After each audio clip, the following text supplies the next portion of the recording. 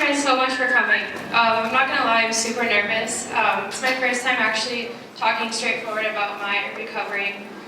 So, yeah, let's start this.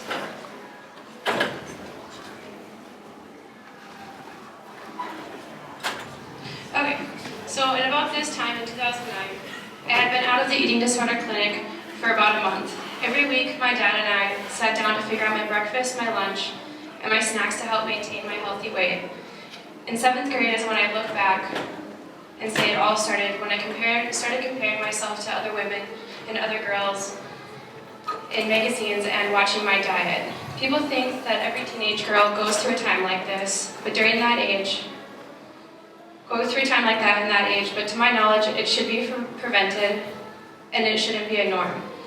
Going into my 8th grade year, I was becoming extremely obsessive. I would research for hours of how to progress myself into having an eating disorder and ways to overcome hunger. I started by researching bulimic or anorexic women when I was hungry to make myself feel so awful about myself that I wouldn't want to eat. I also learned by having a ritual of looking at my body in the mirror and trying to find everything that was wrong with me that I absolutely couldn't stand, which I started doing on a consistent basis, sitting in class and putting my hand around my leg and seeing how far across it would reach, which I started doing for years and years, and eventually I was able to fit my whole hand across my tiny little leg. Looking at my body obsessively in every mirror I came across, eventually I wasn't losing weight fast enough. Then I discovered bulimia. I researched the best tips to make myself purge. I did what I read, and still to this day, I will never forget the feeling I had when I first made myself purge. Thinking, wow, this is the best feeling in the world. Nobody else can eat junk food and lose weight the way that I can. After I was done, I turned in the mirror and I looked at myself and I said, wow, I really got somewhere, when really I didn't. I kept these ways off and on for years. I started to become caught up in high school life fun and growing up. But the thoughts were always in the back of my head and not being good enough, hating the way I look, thinking I could be better, and why can't I be like these girls in magazines? I was actually banned from the gym for a while from my parents because I was going twice a day. Going into my junior year, someone that I had throughout my life very close to me, throughout my entire life,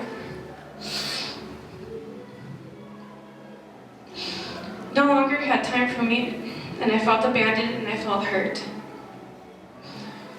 I remember when I found my prom dress and I was going to wear that year for my prom and I felt absolutely gross. I felt ashamed and I felt disgusted. I started obsessing like crazy about my weight. I kept a calorie counter book with me at all times. I would even read it in class. I would even read calories in random foods while I was at school.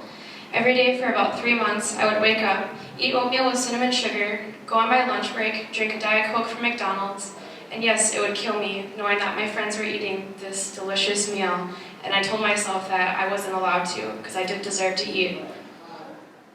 I would usually come home from school, do my homework, research calories that I wasn't eating, and then around 6 p.m., I would eat a salad with salsa and water for the rest of the night. Throughout my routine, I would make sure that I would take a longer way to get something, put something I needed way far away from me, and then make myself go get it when I later needed it. I always loved to start the knee bouncing, which comes from hypertension. I had read that more anxious people bounced on their knees when they sat, and that's why they were smaller. How ridiculous, right? Just to burn a few more calories. After this consistent diet for a few months, 2 days before my prom, I went to get my dress altered. I came out with my dress on and the look on my mom's face was a complete shock. I had lost about 4 dress sizes in those few months. She wasn't very happy with me whatsoever. I remember secretly smiling, saying, yes, it's getting noticeable. Because that's what eating disorders are all about. No, it's not wanting to be skinny. We are hurting so bad inside. And it's not that we don't have the strength to say something, and we have ourselves to take care of it on our own. We don't want help from anybody else. My parents made me seek help therapy, but most people with eating disorders are some of the most manipulative people you will ever meet. As my therapist would say, "Did you eat your lunch today?" And I'd say, "Yeah, I actually did. I'm so proud of myself." When secretly I'm saying inside, "Yeah, right, you're freaking nuts. I did not eat my lunch today." So I lied like crazy and I kept to myself. To keep my brain busy from not thinking about food, I started obsessing over cleaning and organization. If you would have walked into my room and seen my closet, you would literally think it had just started raining in my house because my closet looked like a rainbow. I made a daily routines to go tanning and whitening my teeth because I wanted to be the quote-unquote perfect. Eventually, I stopped hanging out with my friends. I laid in my bed, I counted calories, I rewrote notes from class, watched movies, and cried all the time. I was so miserable and I was so cold. Even when laying in bed, I would wear layers and layers of clothes because I was constantly freezing. I wore leggings, shorts, a tank top, a t-shirt, long sleeve, and a thick sweatshirt. And when I would go to bed, I would put blankets or pillows in between my legs because the bones would lay against each other and it would be in complete pain. Even if I sat on the floor, I'd have to use a pillow for my bottom because the bones that were resting were what was holding me up on the floor, and which I remember was the most painful feeling ever. My hair started falling out like crazy. I was constantly stared at in public, so I hated going anywhere. I became more and more depressed and more anorexic. I started to be able to go 3 days with eating an apple, a banana, and lots of coffee, and of course water, and gum was my food. My mouth would salivate for the thought of a piece of gum. I had almost passed out a few times driving, and I never ever felt well. My arms, back, and my tummy had grown what is called lunagro, which is a soft, downy hair. This was due to a protective mechanism built into the body to help keep a person warm during periods of starvation and malnutrition. So I basically looked like a furry tiger.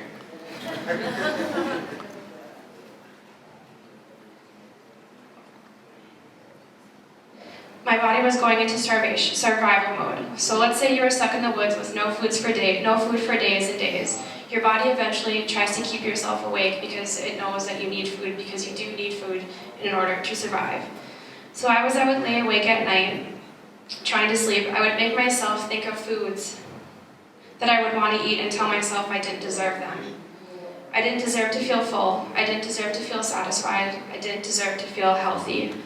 So as I would lay for hours in bed, I would research foods that I wanted to eat from McDonald's, Burger King, Taco Bell, and add up the calories just like I was eating them. And I remember my mouth just completely salivating, literally dying for food. I remember even at times having dreams about me eating some of those certain foods. My belly, though, wasn't getting any smaller, and it hurt so bad all the time.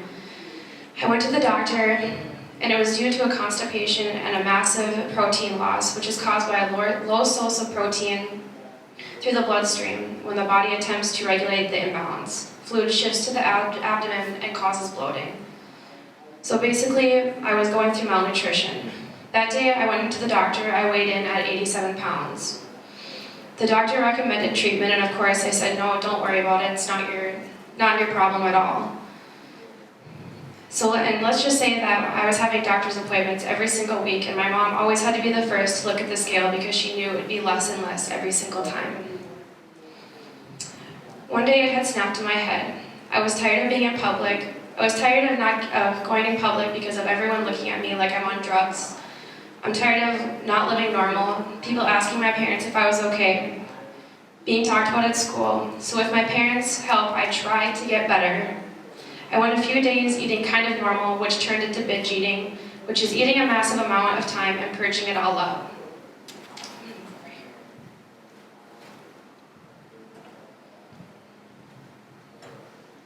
I also started going to the gym at 5 a.m. before school and after school. My eating disorder completely took a turn for me.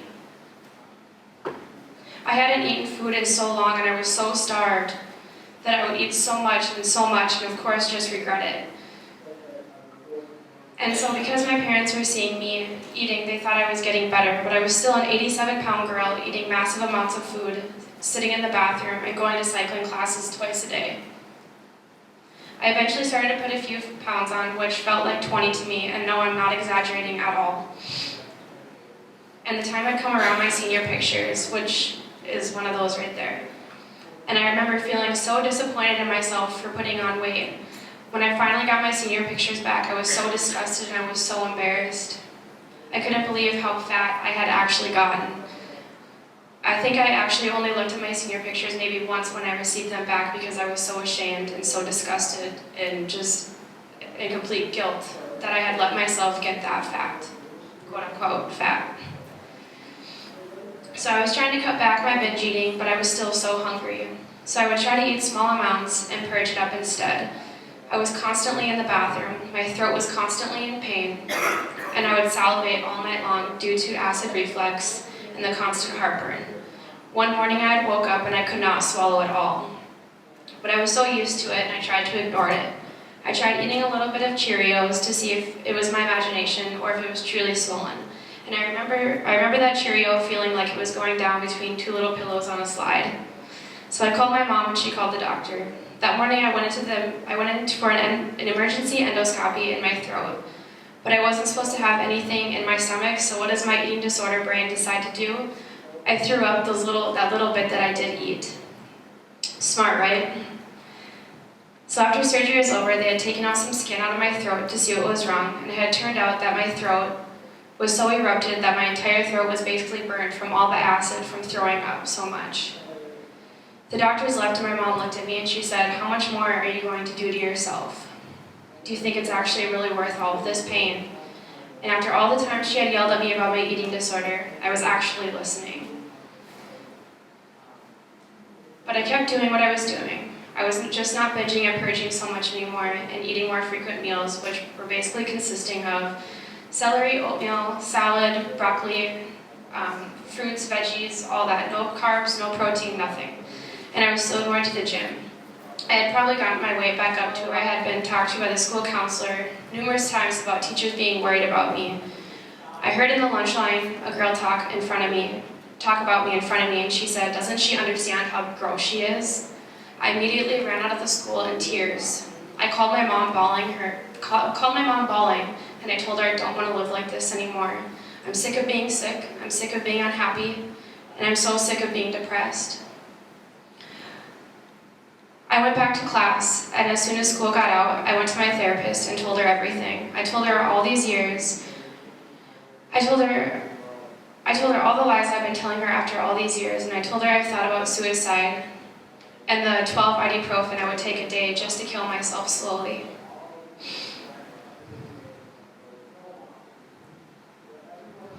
And I wanted it to end, and I was ready to get help. Since I was only 17, I needed a parent's consent. So I called my parents when I left and I told them they needed to see my therapist ASAP. So they went, she told them what had really been going on. They signed the papers to send me to the EDI in Fargo, and 3 days later I left.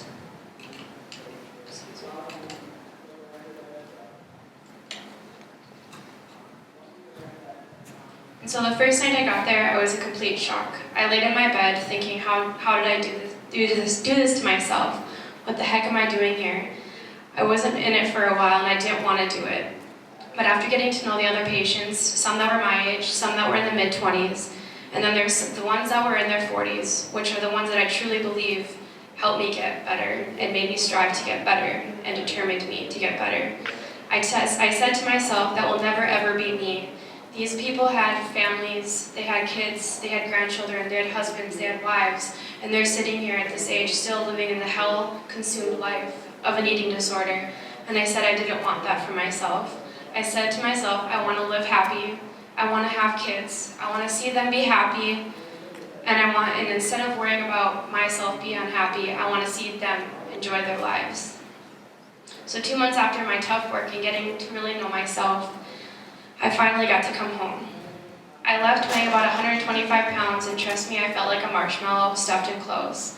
But I had thought about my health, and while I was in the Fargo clinic, I was tested for osteoporosis, which it turned out I had in my spine and both my hips. I was a 17-year-old girl with the bones of a 70-year-old woman, and you can't ever make your bones healthy again.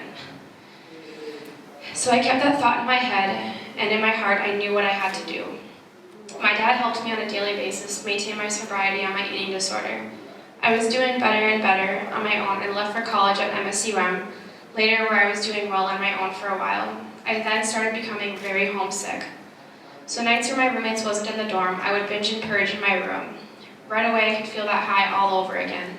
This went on for a while, until I started dating somebody. I was eating pretty normal, but obviously not enough.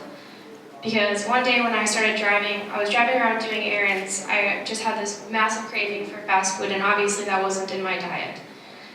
I went to McDonald's, Taco Bell, and Burger King, got everything that I wanted, drove around, and splurged on it, ate all of it, and stopped at a gas station and purged all of it up, and this became a ritual. I started skipping class, and my boyfriend had no idea. I then eventually started feeling so guilty, spending my dad's money, and literally flushing it down the toilet, if you get what I mean. Sick joke. So I told him what had been going on, and I started going to an outpatient clinic. As soon as my eating disorder wasn't in my thoughts as much anymore, my alcohol and drug use escalated very quickly. I moved back to Bismarck after my first year of college was finished. I spent most of my nights drinking and using various drugs, because as any other addiction, they all go along the same way. Soon enough, on some days I would start to get the shakes if I hadn't had a drink by at least noon. Drinking had become my eating disorder. I had even lost my summer job, and because I had gone to work drunk a few times. I eventually got somewhat better and tried not letting others' opinions bother me and wanted to take care of myself. That September, I moved back to Moorhead into a house with 3 girls just working and not finishing up my schooling.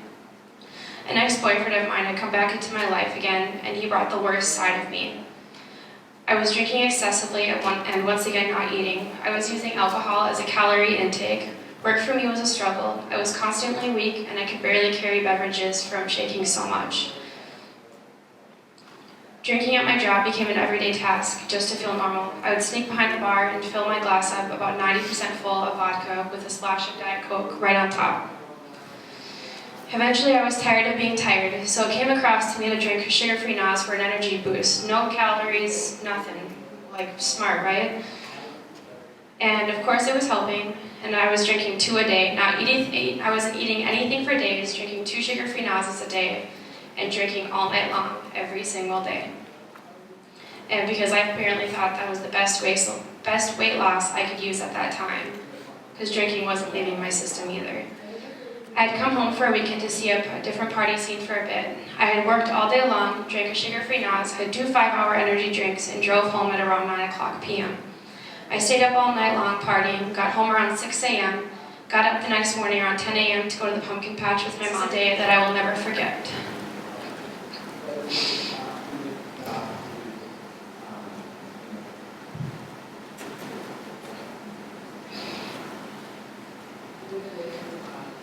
My mom asked me if I wanted anything from the concession stand, and of course, all I wanted was a water.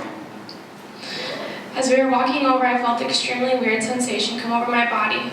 I tried to grab my mom's arm to tell her, and that was the last thing I remember. From what my mom tells me, I tried grabbing her arm, and my body twisted back. I fell straight backwards, hitting my eyes rolled back into my head and compulsively shaking. At the moment, the people around my mom says she felt like they were talking in slow motion, and she thought that she was losing her oldest child. I had a grand mal seizure that day, thinking I was completely brain dead.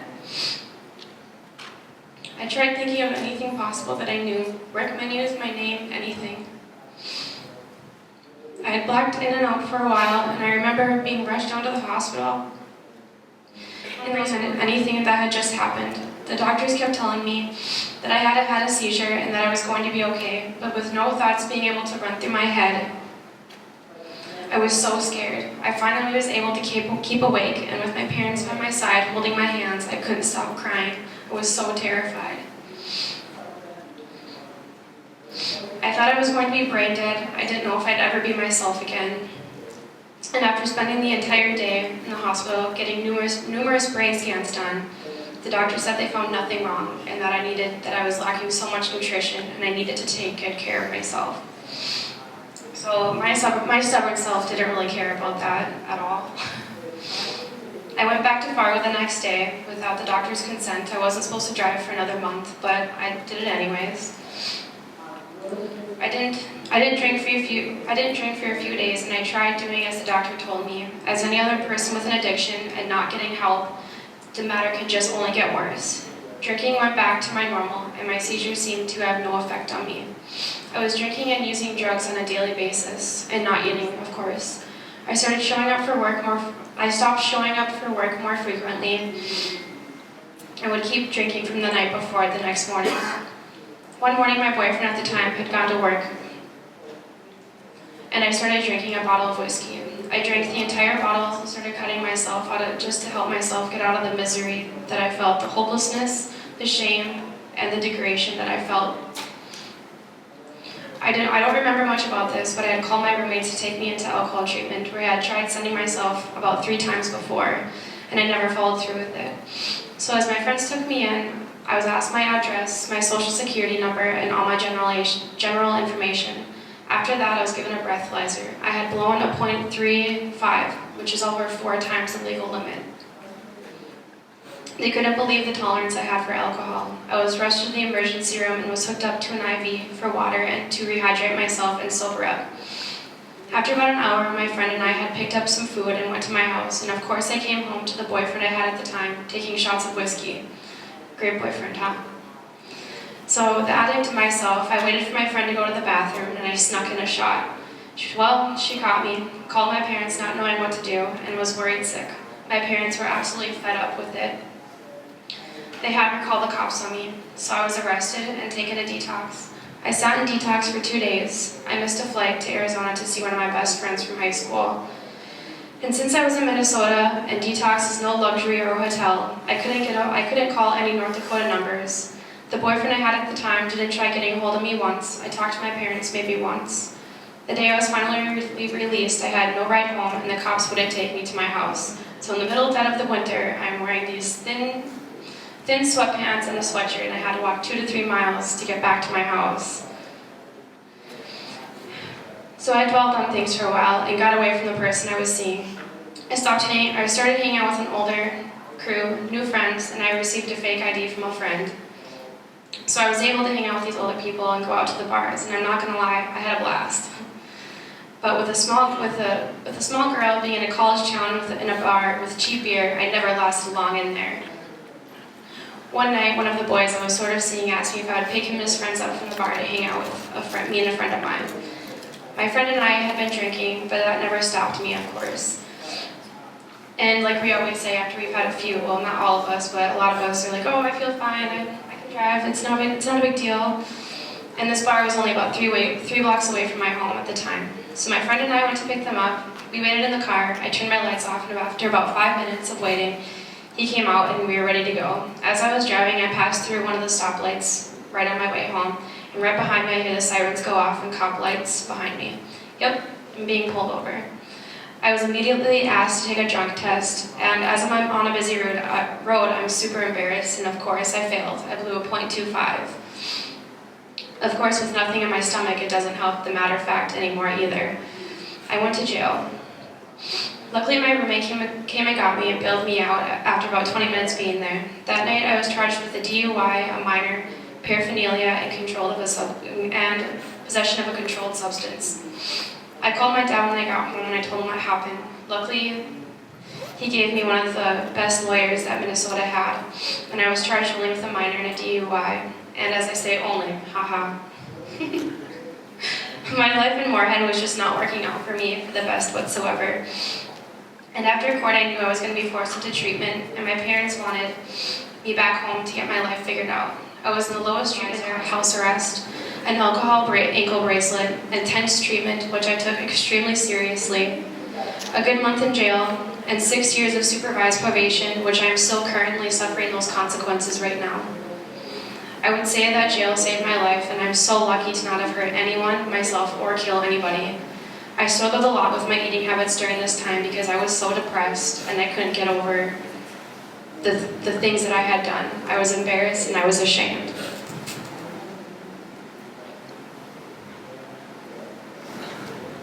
sorry, calorie intake again. And I actually just did that by plain and simply not eating because I didn't want to eat. I later met with a very special person in my life. He's helped me to learn to love myself. And he teaches me who cares how skinny other girls are. I'm healthy and that's all that matters. And no, I'm definitely not saying that you need to find another significant other person to make you feel good, but you do need support if you do struggle. I still struggle every single day, and it's strange to say I have never been this healthy my entire life, ever. And sometimes I feel extremely uncomfortable in my skin, but I let others know that I do feel uncomfortable. And I don't keep it a secret. Holding back those negative thoughts is just setting yourself up for failure. You need to be reassured that you are amazing. You are beautiful in your own skin, and there is so much more to yourself than just the way to worry about something that I can't change this exact minute. I know that what I see in the mirror isn't always what everyone else sees, and some days it really bothers me. But I think to myself, life is way too short to be worrying about something like this. I have so much to look forward to in life after all that I've been through, and so do you. After 6 years of this, my entire back teeth are in complete decay. I have an extremely sensitive digestive system, osteoporosis, panic attack disorder, and a ruptured throat, severe anxiety, if you can't tell, and a little more held back in school than I would like to be. But I have nothing but learned from every minute of this. And it makes me the exact person that I am today, and I'm no longer ashamed, and that's why I wanted to come here and say something. As my dad has said since I was in the hospital, minute by minute, day by day, hour by hour, and that is exactly how I take it every single day. When I see girls that I know may have an eating disorder, since I like to consider myself as a person that feels off other people's vibes, call me crazy, I no longer look at them and be jealous. I look at them and I want to help them.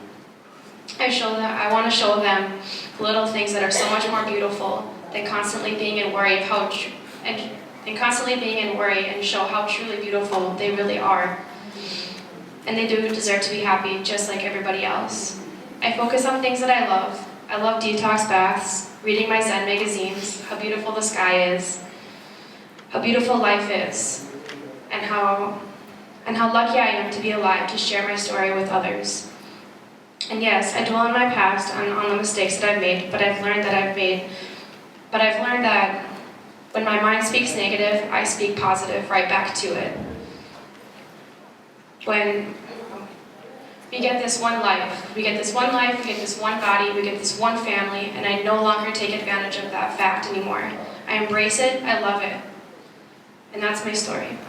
But I also, I have more advice, But I also want to say that it is most men and women with eating disorders that struggle with the battle of body dysmorphia, where you see yourself completely different than everyone else does. And I'm not saying where, oh, I hate the way that I look, I'm so ugly, I'm so fat. That's not what it's about. I literally cannot see myself the way you all see me. I see myself in a completely different portrayal. When I was at the clinic, I had to do an outline drawing of my body, and then she traced my body outside of it, or in the inside of it, and I drew my body almost 5 times bigger than what I was traced out to be. I looked at her and I'm like, you're crazy, you're lying, there's no way that I'm this person. And she just kept reassuring me, yes, this is you. You felt the marker across your leg and your arms. That is your body. So I have to understand that I don't see myself as the way that others do. And it's funny because sometimes I'll get a glimpse of myself in the mirror and think, oh my goodness, wait, what? That's what I really look like? And I keep that thought in my head because, sometimes it happens where I see myself normal. So I think, wow, that's really cool. But I like to play games with it sometimes. I'll look in the mirror really fast, and when I catch that cool glimpse, and then I'll look away really fast and see how fast it goes away, see how long I can keep it going. Try to play a game with it.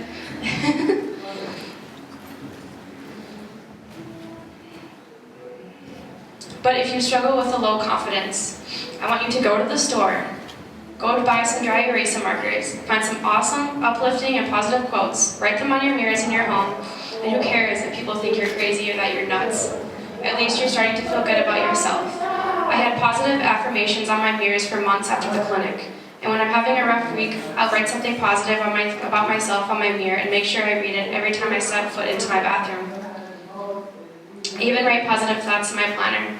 For some reason, we think it's such a sin to think such badly of ourselves, or to think such good of ourselves. But it's not. Confidence is the best thing anybody can have as a quality, and it shows more than anything else. If you struggle with anxiety, the best advice I can say to you is keep busy, keep around others, do whatever it is you need to do, whatever it is that you love.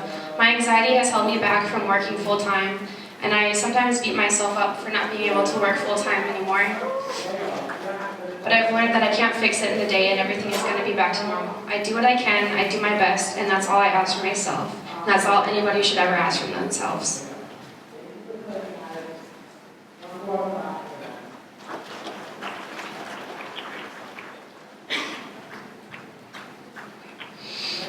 I do also believe that it is very important to always talk to somebody about the way that you feel. Hiding your feelings and stuffing them away lets your brain tell you lies that you eventually start to believe, where it also takes part in my heavy drinking, because I didn't explain how I felt ever. I hid behind closed doors, covered it up with my eating disorder and my drinking. What else has helped me through a lot, and what helps me through every day, is just accepting myself. Even with our media and our news articles, Facebook posts, we're constantly told we should be eating like this, we should be wearing this, we should strive harder to look like this. Well, you know what? I eat what I want, knowing the nutritional values, and of course being mindful about what it is.